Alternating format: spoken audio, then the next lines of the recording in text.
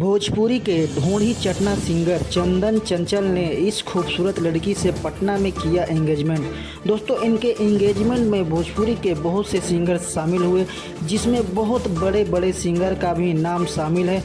तो दोस्तों, क्या है पूरी खबर और कौन है वो खूबसूरत लड़की, उसके बारे में जानने से पहले आपने अभी तक हमारे चैनल को सब्सक्राइब नहीं किया है तो कर लीजिए, क्योंकि दोस्तों ऐसे न्यूज़ की वीडियो इस चैनल पे आपको रोज़ मिलती रहती है।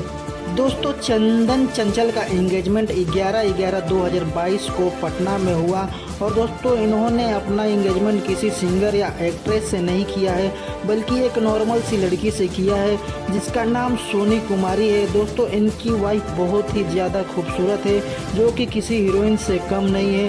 दोस्तों, इनके एंगेजमेंट में भोजपुरी की बहुत सी हस्तियाँ शामिल हुई थी, जिसमें दोस्तों खुशबू उत्तम, बुलेट राजा, गोलू गोल्ड और भी बहुत से सिंगर्स शामिल थे।